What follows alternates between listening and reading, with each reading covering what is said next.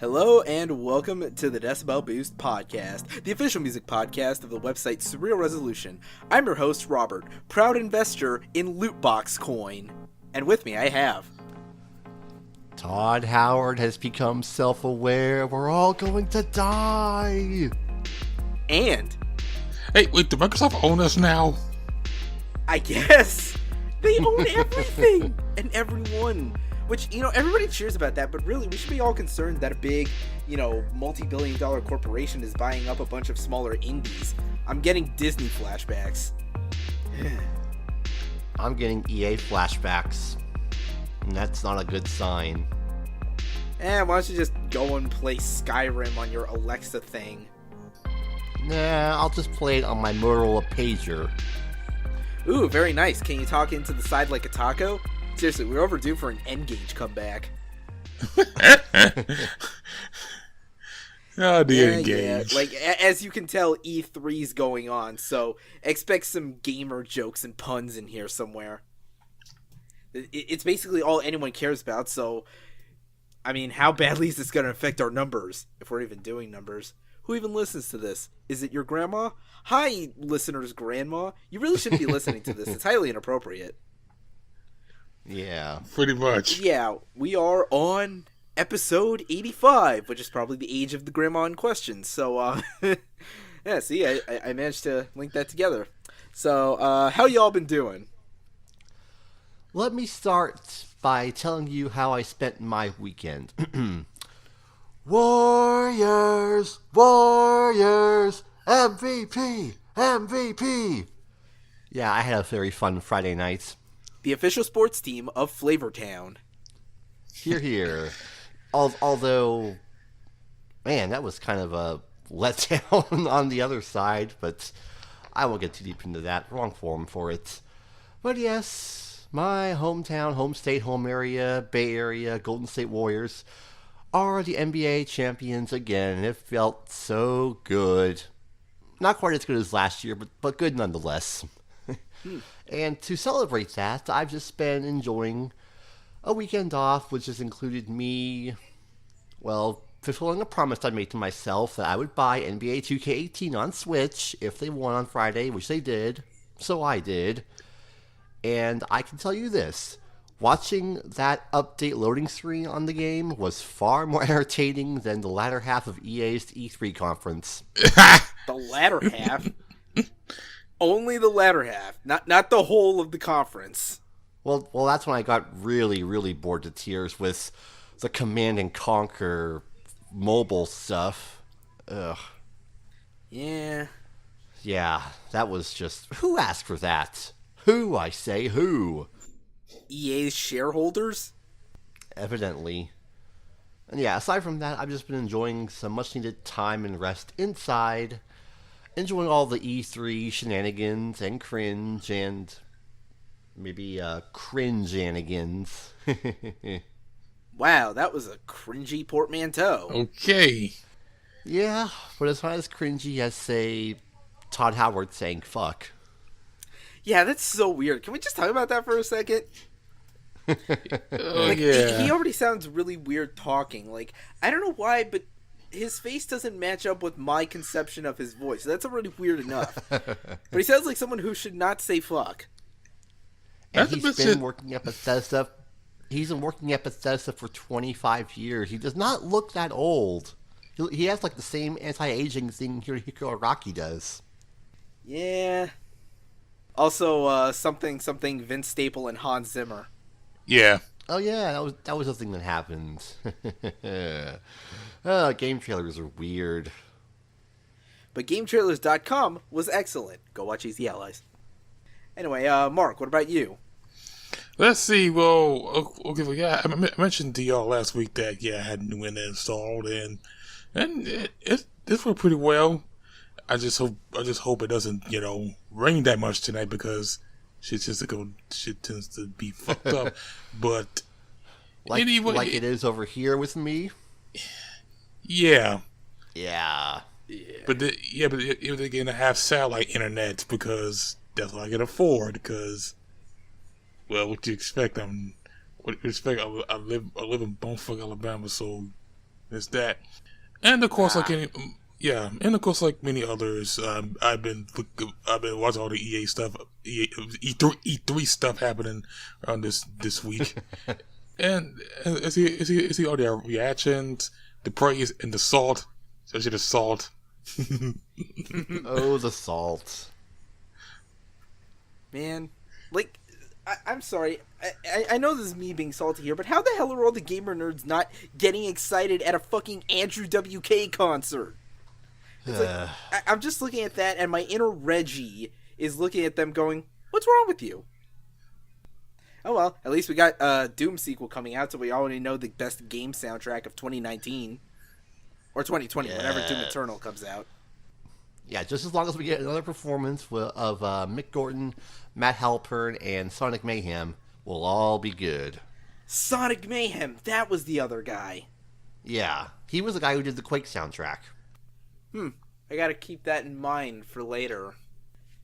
Anyway, as for me, yes, joining in on all the E3 snark on the Twitters, and hopefully we're getting this recording done as soon as possible, because it is now approximately an hour and 20 minutes before the Sony conference, so, you know, we all want to watch that, see what happens, see what fresh hells await us from the land of Kojima. And oh my fucking god, I still can't believe they're doing Devil May Cry 5. That's what you get for making fun of our aspirations for Skate 4. Skate is overrated as fuck. I do not apologize for that. Don't you go against Tyler, the creator, on this. You know what? Fuck Tyler. And fuck Tyler. Which Tyler am I talking about? I don't know. One, the other, maybe both. We'll just see. And personally speaking, I'm just more hyped for... I mean, if they're probably going to show like half the shit they showed at like the Xbox conference anyway, so I'm curious to see if we're going to see another trailer or any extended look at Jump Force. You know, maybe I'll finally get my dream of seeing Gon, Killua, and Yusuke fighting off against Hisoka and Dio. I've never seen anything more patriotic than Luffy standing on a flagpole right in the middle of New York City. God bless America. Luffy, hashtag he's my president. But yeah, you know, there's that. Speaking of games, finally beat the new God of War, which is fan-fucking-tastic, by the way. I don't think it surpasses 3 as my all-time favorite in the series, but it's definitely better than 2. You know, I'd say it's right above. It ranks as second best in my most humble of opinions. Oh, and I saw Hereditary, which that movie was fucked up, yo. Holy shit. Also, Colin Stetson does the music, which is excellent. Interesting. How much are we talking? Are we talking Event Horizon fucked up, or Lars von Trier fucked up? You just have to go and watch. I can't really explain it without doing the spoiler thing. Just find the time. And the stomach, if you will. This is not for the weak of heart. Or brain. You'll see what I mean. And was there anything else? Nope, not really. So now we can move on to the good stuff, with, of course, the new song discussions for this past week. As always, there will be a playlist down in the description so you can follow along and, you know, judge these songs and judge our takes on these songs. Or, you know, praise us if we unexpectedly give a perfect 10 to one of these. Seriously, first perfect 10 since To Pimp a Butterfly. That's wild. Damn, that's... And it was also with the only man to receive a proper 0. How about that comeback? Wow. From Goose Egg to probably Album of the Year. What a wild ride. But anyway, let's start off with some old friends of ours, depending on what era you're addressing. The lads in the Smashing Pumpkins, minus Darcy Retzky on bass because Billy Corgan is an asshole. Now, as you know, they're either about to start or I think they're already in the middle of their big quote-unquote reunion tour. You know, Billy, James Iha, and Jimmy Chamberlain all, you know, together at last. And we finally got a new song, the first time this lineup has recorded new music in, well, since 2000, basically. Yes, the Pumpkins have released a new track called Solara, and whether it's from a new album that's, you know, coming soon, we're not sure, or if this is just like some scratching they recorded for promotional purposes, but right away, it may sound like, you're familiar Smashing Pumpkins territory, that steady chugging chord rhythms, that equally steady, drum beat with those occasional tom fills in there. And, I'll give the song credit. The drum work here, Chamberlain has always been, like, probably the best musician overall of, like, all the Pumpkins. And, it's every bit as good here in terms of, like, the dynamics and accentuations, interesting fills, etc. But the actual guitar work here, there's just not much there. Like, it just kind of feels like your bog standard Smashing Pumpkins tune. And I think what kind of, like, lets the ball drop for me a bit is just that the dynamics don't really feel like they're there, like, especially in the volume where it's not really has that, like, crescendo, decrescendo kind of, occasional punch to the ears that you expect in classics like Bullet with Butterfly Wings. It's just, meh. But that's just me. Yeah, it's definitely a Smashing Pumpkins track, and, yeah, that's kind of all I got. I haven't been in a big music mood today, so my notes are a little short this time around, but it's good to know that Mr. William H. Corgan has taken some time away from doing that whole NWA 10 pounds of gold thing to get back into music, which is nice, I suppose. Yeah, at least he can't screw things up for anyone now. I mean, except for Darcy Retzky, but Yeah, I guess she wasn't all in. That's a wrestling reference, but whatever. But yeah, now let's move on from that. And I need to ask Mark here a very important question. Are you addicted to Ballin? Yes. That's it. I didn't have anything else from here. Oh, shit. Huh? I'm terrible at segues. Okay, fuck it. I'm not going to but yeah, we got a new Kamaiyah track. It's featuring Schoolboy Q on a track called "Addicted to Ballin'." I'm very upset that the album artwork doesn't have a reference to that freaking Kobe meme or Michael Jordan or whatever the crying thing was. You remember the one Schoolboy Q tried to use as album art? Oh yeah, man.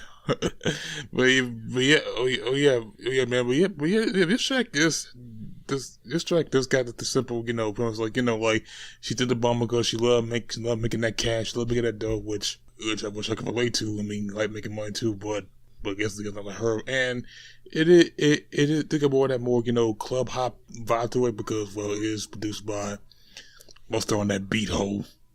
Yep, and it sounds every bit like classic Mustard. Yep. All about that damn Mustard. But yeah, like it's an okay track. It's something I can vibe to. I can vibe to. Like it is, like I said, something for the club. Something we walk in there, you hear that shit bumping. Pretty solid track. Also, both Kamaiyah and Schoolboy Q both choose to rhyme bands with bends. Yeah. Bands. Oh yeah. Oh. Damn. That's all I got for that. Yeah. Now, and speak of somebody from Top Dog. We got some. Oh yeah, that's right. We got that J-Rock album this Friday, don't we? Yeah, we do. Ain't got a new track out. Well, new track out called The Bloodiest. Which okay. Okay. What's with this track like? It does talk about like I'm guessing like. Sort of like what he did with Win, only is more like it's something similar to that. Only like this is like it is like the opening track of the album, which come to think of it, yeah, it does sound like that.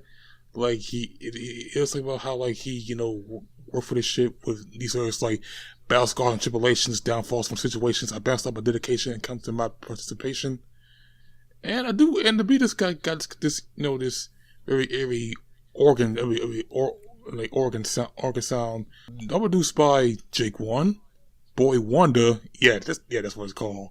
And Alan really like this is a very menacing beat that got from me, and this should be going good. It's maybe on the same mid I got for Win, but it's something decent. I think I prefer Win a little bit better. honestly, I don't really have much to say about this one. Just no strong feelings, one way or the other. Maybe it'll work better in album context, but we have to wait until Friday to find out. Obviously. Yeah, and here's a warning for y'all. For that week to the album, if you're looking for King's Dead, here's the bad news. The Kendrick part's not on there. Aww. Well, that sucks. I mean, what's even the point? Yeah, apparently it's different from. I guess they cut that. I don't know. I guess because it might. I guess that's the versus they're looking for. Black Panther says that fit better than that. Then, but I don't know. But yeah, maybe that might be okay. Even if that tidbit. But yeah. Wait, does that mean the future verse is still there? Unfortunately, yes. God damn it. Fuck. We have to deal with that. We got to deal with the Superfly remake coming out the day you're probably hearing this for the first time. But there is one source of hope in these bleak, bleak times. Yes, ladies and gentlemen, it's finally almost here. We have finally been given a release date for what is sure to be the absolute 100% most perfect album of the year. June 22nd, Year of the Snitch, Death Grips. A release date, finally. And this, our dear friends, comes off the back of the 4th release song from the album, simply titled Hahaha. And again, this one, along with the previous track, Flies, yeah, this definitely is shaping up to probably be a more ethereal kind of hypnagogic sort of Death Grips release. You listen to the beat and it's got kind of like this glitchy chiptune aesthetic to the intro, like in the percussion. There's like some weird like elf whistling something or whatever going on above the mix. The bass is very buzzy. The audio mixing kind of has like a very dreamlike kind of flow from part to part. And there's even like those weird choir wails like over top. And the DJ scratches with random guitar licks, do add a nice bit of energy, in pockets here and there. And then, of course, MC Ride, as usual, just doing his MC Ride thing. Although, at least the lyrical subject here is a little less esoteric, so to speak. There's nothing as weird as, like, vomiting flies. It's just, him trying to get with a chick, basically. And, doing so in very vulgar, obscene terms. Would you like to all hear a sample of this, kids? Of course you wouldn't, but I'm gonna tell you anyway. So, I'm at Global, I'm a wet fuckhole, where the 1994 hobos throw, 69s and the bitches shout, I'll fuck you when I wanna hang out, till the princess eats shit and die, ownage, not in public home, still high, these pigs are crazy dog, the snark at the dyke bar in a slow car, looking like a hedgehog, so let's go Sonic ownage, trying to dick your mom and shit, I'll do anal in the pit, repulsive as a bench nick, show your titties and I'll spit, these chicks are crazy god, and that's just the first verse. Damn. That's the Death Grips I've come to expect. There they are. Oh, yep. Yeah. Oh, yeah. Always time for some good old Deathany Grips Tano. Yeah, and this is the most from the first beginning from the first second of this. It's not the most chaotic shit I've heard, and I mean good chaotic, and I mean the good fucking chaotic. It's very good. Now we just need to wait a week and a half to get here, so I can give it the 5 out of 5 it clearly deserves. But now, let's move on from that to the next song on this list here, and this past week's entry into the Adult Swim singles program. This one comes to us courtesy of, and you might remember them from my top 25 albums of 2017, Texas-based thrash metalers Power Trip. Yeah. Woo. They bless us with a new one-off called Hornet's Nest, and hoo boy, it is every bit the hard-fighting rager of a jam that you've come to expect at this point. The riffs are fucking loud, aggressive, palm muted and shredding as fuck. There's that shrieking echo just soaring and enveloping the entirety of the song. The drums fucking pound hard and fast, like with those occasional halftime grooves and those fast like D-beat parts, and especially that halftime bridge near the end, those howling guitar leads. It's every bit the swirling nightmare like hell mass as you can expect from the guys in Power Trip. And yeah, can we get them on the festival, please? Dulcim Festival, come on. Would be nice. these guys are definitely looking to lead the charge in thrash, it seems, and this one thrashes pretty dang hard. It feels like a bit of overkill and testament in parts, and that's a very good thing. Very good influences to have. Now we still got at least about 8 tracks left to go, I think. Unless there's going to be like a random burn-off at some point. Oh boy, that'd be fun. But now, we're moving on to the next song on the track here. The latest single from the Now, the upcoming June 29th release from fictional cartoon band Gorillaz. While we're still trying to free our boy Ace. Wait, not Ace. Murdoch. Although, who knows, Ace might get arrested after this album releases. It's full well within the realm of possibility. Gotta pay attention to that cartoon continuity. And yeah, this one is a track called Sorcererz, with the Z at the end like humans, which I suppose would make sense, because honestly, this track sounds like it's like a holdover from that particular album. Like, you sort of hear it with like the beat, which kind of used like this very... I'm not sure what model it would be, but it sounds like a very old school kind of like drum machine sort of thing. You know, you have those sort of hypnotic, melodramatic synths that like swell and dissipate as the song goes around. The melody itself like kind of buzzes here and there in spots as well. And it just kind of loops like this somber but sort of soothing beat and a minor handful of vocal phrases from Damon Albarn for just like a few minutes. So again, if you need to vibe out to something, this will do it, I suppose. Yeah, this song's pretty alright. It's pretty alright. Like, at first I was like, yeah, okay. Second time it was like, okay, I'm getting to it, but it's like, I mean, it does feel like something. This feel like something that got left off of Humans, or at least from what I get. But it's a decent track. I can do with it. Yep. So now we move on to the realm of the indie rock with another much beloved darling in this scene, the band Interpol, who announced a new album, Marauder, coming out August 24th. And, to obviously commemorate us, we have the lead single from the album, The Rover. Now, keep in mind, my opinion has to be taken with a grain of salt. I only really know of Interpol by osmosis. And also, apparently, they have an album that is literally just like an anagram of their band name, El Pintor. But this song, it's kind of weird. Like, I'm not really sure how I'm supposed to, like, go along with it. I mean, the drum, the drum beat itself is fine. It's kind of like a good shuffling, tempo to it. That low-key rhythmic guitar groove, but when you get into the guitar leads, it's where it's really weird, because the song just kind of loops this weird staccato kind of lead melody, and it's the staccato part specifically that just makes it sound weird, because it's constantly getting cut off, but the production on it doesn't feel like it's supposed to support a guitar lead that's played like that, I suppose.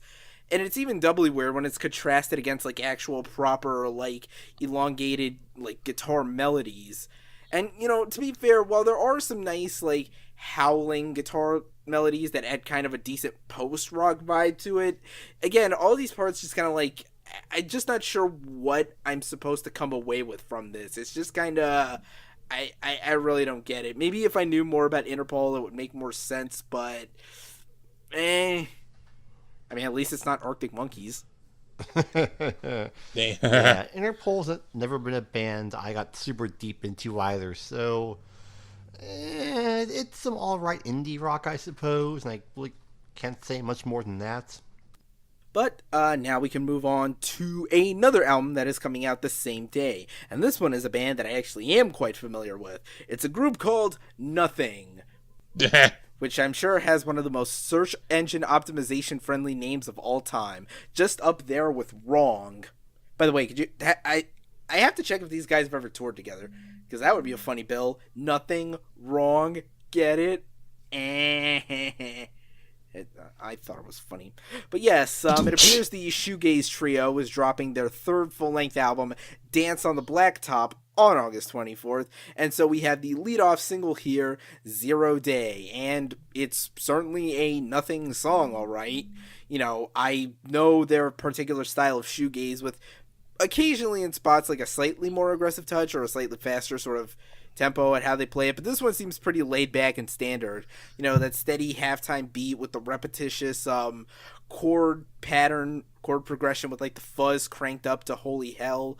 You know, the wispy lead guitar melodies with just so much of that like reverb just kind of echoing and howling over the mix, alongside the vocals as well, just kind of like, you know, soaked in reverb. It's just like there's layers to it, like a cake or an onion, if you will, or an onion cake.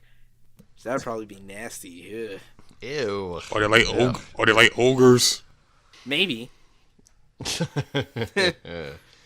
Yeah. This is some pretty dang good shoegaze. I'm inclined to check out more. Good stuff. But now let's move on from shoegaze to just plain loud, rowdy ass noise rock, something other wildness. Yes, it appears the fellows in Ken Mode, which for those who forget is an acronym that stands for Kill Everyone Now Mode. Damn. They've announced their follow-up to 2015's Success, their newest full-length Loved, coming out August 31st. And just take a second to Google that album art. Just Google it. Take it in. It sounds like something you would see in the background of an above-average web series about the Slender Man. Absorb it into your face and let it haunt your nightmares. But enough of that. So, of course, announced alongside the new album is the first song from the album, the ever so metal as fuck titled Doesn't Feel Pain Like He Should. Man, that's badass. You know, you start off right away, just feel all that amp feedback and that sliding buzzy guitar riff with, you know, a healthy amount of twang mixed in there as well. With the, you know, the fucking thick as hell bass, you know, just being saturated in that low end, you know, especially the way it accentuates the drum groove. You just have like, and then you just have like when it like backs off the snare, just to kind of let like the groove just hang there for a little. It like builds anticipation, you know, leaving the breathing room. And, you know, as always, that freaking snarl, those vocals have some goddamn snarl to them. Like, holy shit, they are bitter and aggressive. And, you know, especially that bridge in the middle where the tempo is brought down just a little bit, and then, you know, in the guitars and bass, you know, all just, you know, fucking, like, melding together into this fucking wall of noise and everything with this very off-kilter rhythm. And, damn, it's just good. It's Ken Mode. It's good. Like, it's always good. Mm-hmm. I can co-sign on that. This is some very strong, hardcore noise rock here. Some of the strongest in the game, I would say. And I'll just make the obvious show and get it out of the way. You can't go wrong with a Ken Mode refrigerator. Heh. And for our last song this week, hey look, it's another one that comes out August 31st. Nice, guess I'll have more stuff to listen to that day. Now, this is from the band Idols. Now, for those who may need a bit of a refresher, they released their first full-length album, Brutalism, last year, and it ranked up quite a few quite a few spots on a, like, year-end best of list, especially, like, in regards to being one of the best punk albums to come out in recent memory, which I actually did listen to it kind of late, and by kind of late, I mean, like, way after we actually did, like, our lists, and you know, I'm kind of kicking myself for, like, missing it. It was some damn good stuff. And not just because it's made by British people. And you know British people are punk as fuck. You know, insert clip of Crash Thompson doing British impersonations. But it appears the group already has their second full length, you know, recorded and ready to go. I think this is almost like a year later, I suppose. Like, almost exactly. Their second full-length album, Joy as an Act of Resistance, is coming out August 31st. And apparently they already released a song beforehand, which I guess I must have missed. But we're not missing this one being a track called Danny Nedelko. There we go. Yeah, that's a bit of a tongue twister there.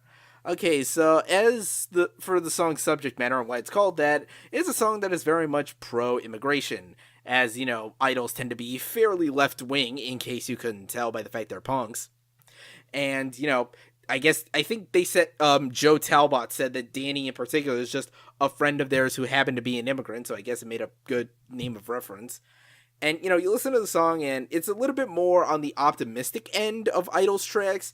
There's kind of like this wispy guitar tremolo in the verses, a steady bass rhythm with that pounding punk drum beat.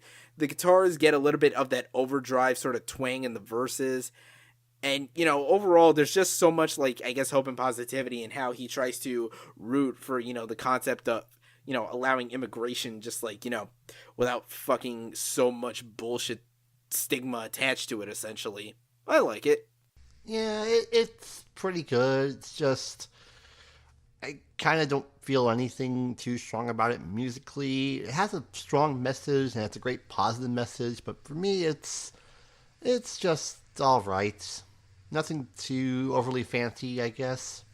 Well, personally, I'd recommend you check out the song Mother if you're looking for some blistering rage. I'll be sure to do that. And that just about finishes this part of the podcast, so we're going to take a quick break, and when we come back, we have the news topics to discuss, so stay tuned for that, kids.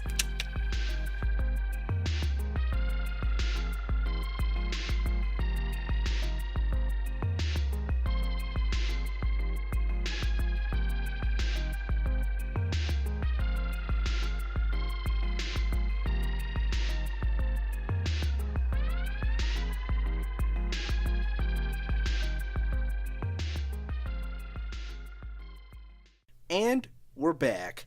So, first off, before we actually start the news topics proper, I have to apologize a bit if the audio sounds maybe a bit inconsistent between the first half and the back half. We had to record this part separately because of reasons. Yeah. Bad reasons. Yeah. Thankfully, no illegal reasons, though. Yeah. At least for the time being. Y'all don't need to know what's going on. But yeah, we got like a short few news topics here. Obviously, everyone is busy with all the E3 hype and everything, being all happy about The Last of Us 2 and giant robots, and they finally put Ridley in Smash. But for our first two topics here, topics 1 and 2, let's go out to the movies.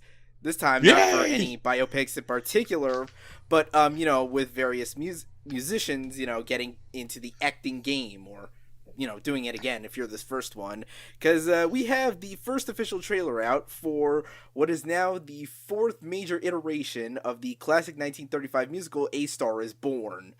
Or, wait, was it a musical? No, wait, the second and third versions of that were musicals. The first was just a movie from the 1930s. Yeah. It's worth noting, the second version is excellent, whereas the third version, we just don't ever talk about. Ever. Oh, is that the one with Barbra Streisand? Yes, Barbra Streisand and Chris Christopherson, and it was a hot mess. Oh. Christopherson. Isn't he that guy that you chewed me out for not knowing who he was that one time? No, I think that was somebody else. Okay, noted. I just know a masked whistle from Blade. Oh. Man, Yeah. I gotta go back and watch those movies. But anyway, yes, the fourth, version of this, the third version to be a feature film. This one is, I'm trying to remember if it's directed by or produced by, or at the very least we know it stars Mr. Bradley Cooper as, the lead, which, at least according to the trailer, he looks like he's some kind of vaguely successful musician, possibly of the country persuasion, because that's what leads best for these kind of October kind of Oscar baity dramas. Yeah. And of course, the female lead is none other than a person that I'd much rather see carrying the movie on her own, Lady Gaga. Woo! As the struggling singer who Bradley Cooper is going to help, elevate her career, at least if this goes by every other version of A Star is Born. And apparently Lady Gaga is recording a bunch of original music that she performs herself in the, in the movie. So, that'd be fun when we're not having to hear Bradley Cooper open his mouth.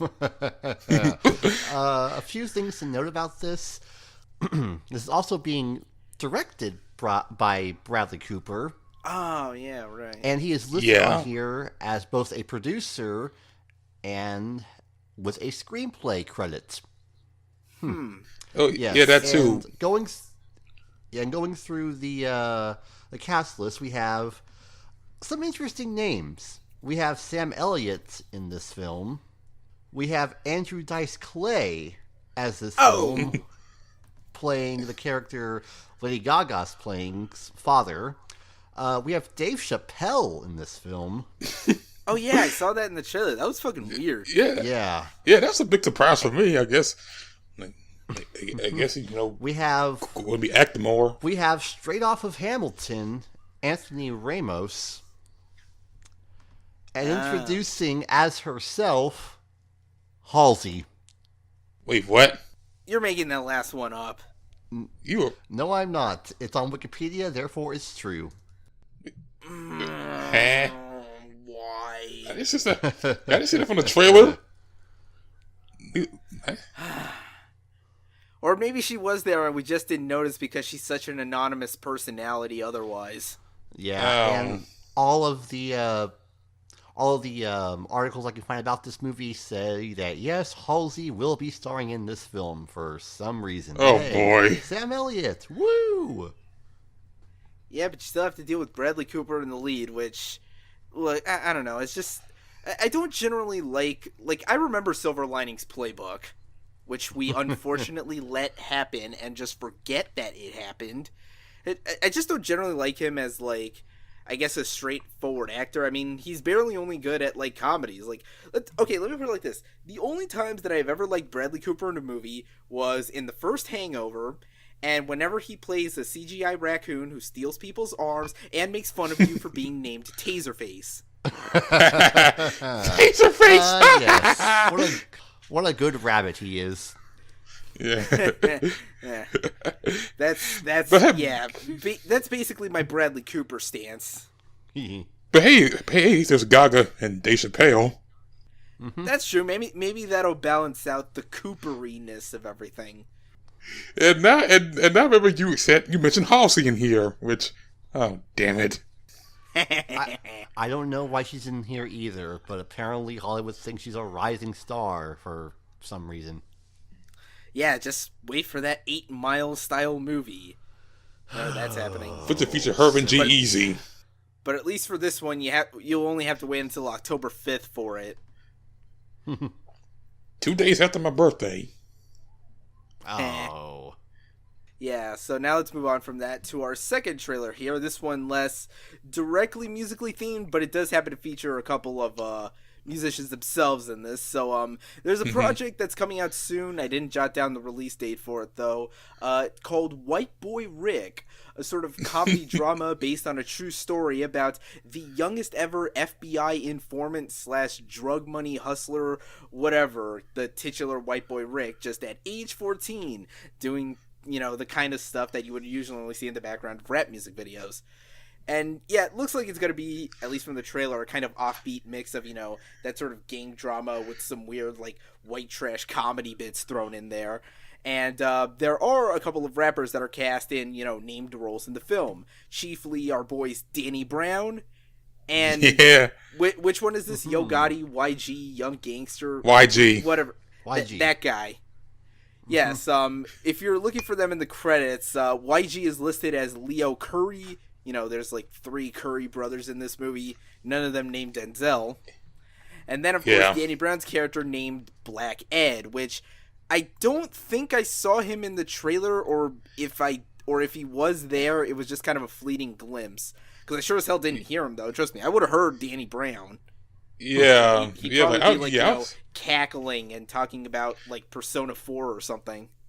Yeah, I thought I had to see if Danny Brown was in the trailer, which he wasn't.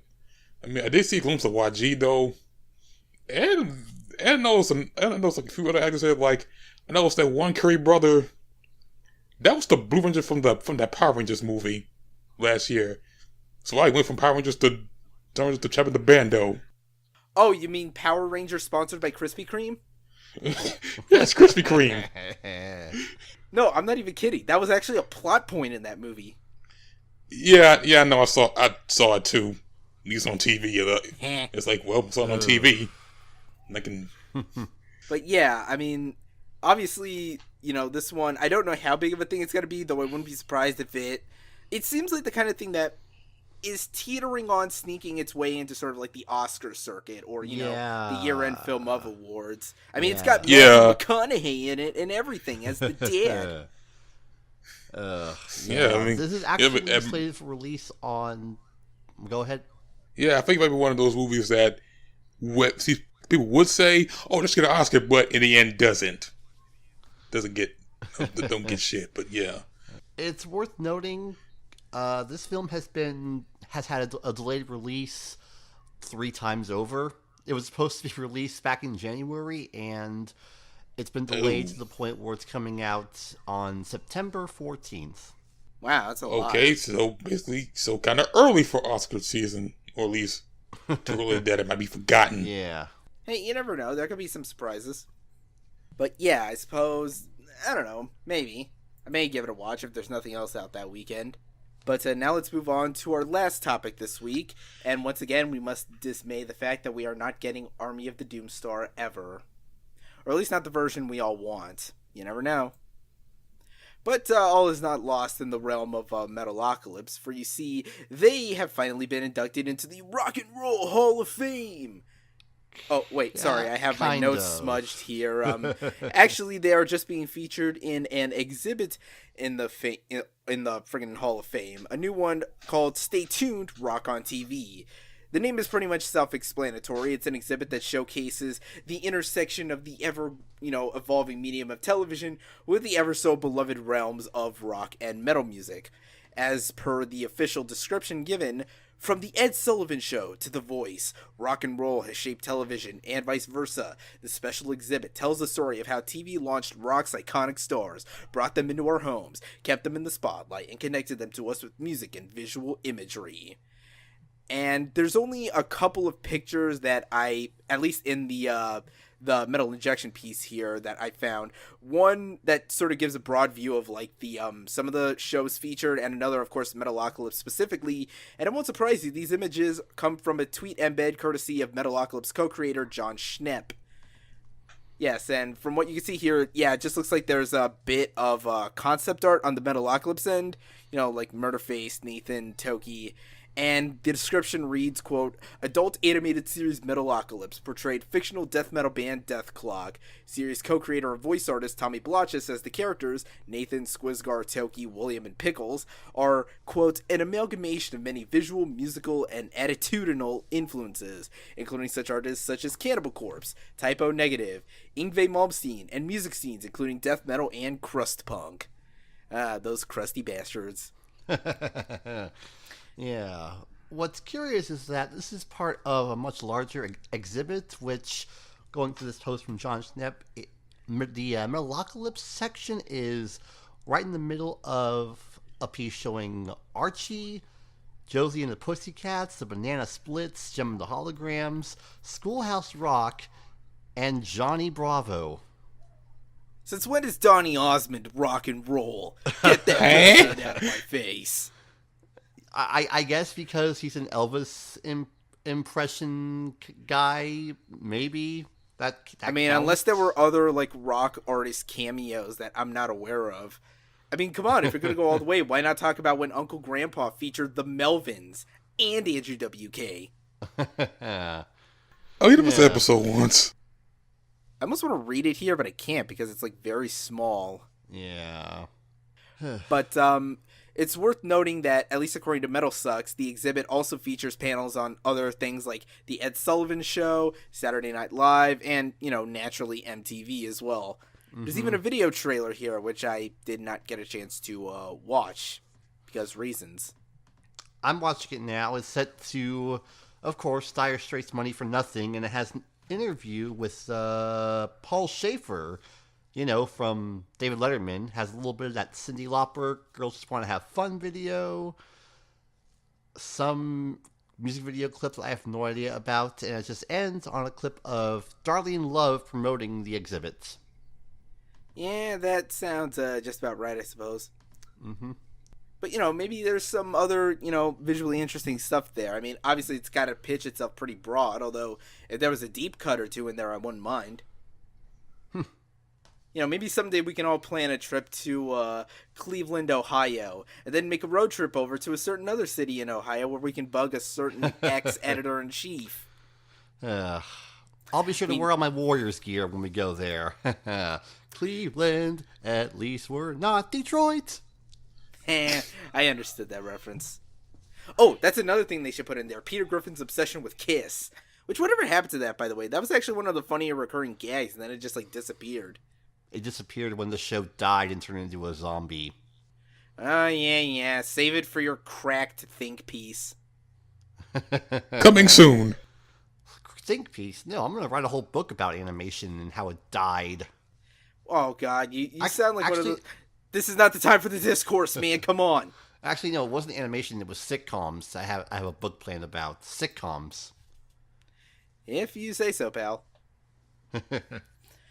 But that's about it for that. So now let's wrap all that up here and, close out here with the new album releases for June 15th, 2018.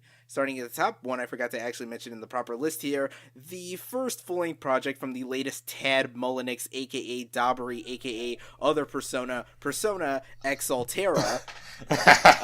The newest album from American Apparel Underwear spokesman 5 Seconds of Summer with Youngblood, which, apparently has nothing to do with that Wolfenstein expansion. Or Rob Liefeld, take your pick. Okay, so it's disease-free, okay. Oh, no, I'm sure there's a disease here or two. Just not that one. We got a new project from the first full-length solo album, I think, from Mike Shinoda with Post Traumatic. The new one from synth funk rockers Chromeo with Head Over Heels. A new one from hardcore staples Madball with For the Cause. As mentioned before, the debut full-length of J-Rock with Redemption. The newest album from former XXL freshman A Boogie Wit Da Hoodie called The International Artist. There's the to-be-announced, coming out this Friday, we don't have the title yet, new album from Nas, continuing the good music streak. The debut full-length of producer Sophie with Oil of Every Pearl's Uninsides. Yeah, try saying that 5 times fast. And, of course, the newest one from pop diva Christina Aguilera with Liberation. So now it's time to clean house and get the hell out of here. So, Alex, where can they find you on the internet? As always, I am on the internet under the name Aura of Azure, which, now that E3 and the NBA playoffs are over, I kind of don't know what I'll be talking about for a while. So, just tune in, I guess? I don't know. Mark, what about you? Find me on Twitter at MacJaviMedia, where I don't say that much on Twitter that much. And of course on my site, The Mind of Happy One, at happyone.wordpress.com, where I haven't been posting much either. Damn. But then again, I've been working on so much shit, but yeah, maybe just make something, maybe the coming week or next week. Either way, I'm maybe we working shall on some see. shit. Anyway, as for me, you can find me on Twitter, Instagram, CuriousCat, at RobBarracuda. Email me, robert@surrealresolution.com for all the latest, questions, comments, concerns, and inquiries. Subscribe to the podcast on Google Play and iTunes. New audio-only episodes go up every Wednesday. Video usually goes up by the weekend on the official YouTube channel of Surreal Resolution. Just subscribe and hit the bell tab so you're always notified when stuff goes up there. Follow us on Twitter at SurrealReso. Like us on Facebook. Visit us at surrealresolution.com and find this podcast on decibelboost.surrealresolution.com. Of course, listen to Podcast O&A as well if you want more of that anime content goodness. Be sure to keep up with our written content as well. There will be a review upcoming of that new X Altera album, of course, courtesy of Mark here. Mm-hmm. Of course, we got another one from the Good Music Camp as our boy Cedric Alpha, of course, tackles the latest from Kanye West with Yee, whatever it is. Hopefully I'll have the latest episode of Fully Coolly Progressive done soon. And, of course, a review of YOB's Our Raw Hearts, which, spoiler, is excellent, by the way. And, that's it for that. Jump into our Discord if you want to have any more discussions about... Well, let's be honest, you just got to chat about games anyway, because that's all that's going on right now. And, of course, shout out to the producer, Mr. E, for graciously letting me use his music for this podcast. Links to his shit down in the description. Thank you for joining us this week. We will see you next week. And to close out with a special announcement, as soon as this episode goes up and you finish listening to it, you will be able to download Fortnite Decibel Boost Edition. Woo! I'll still be garbage at it. Peace out, everyone.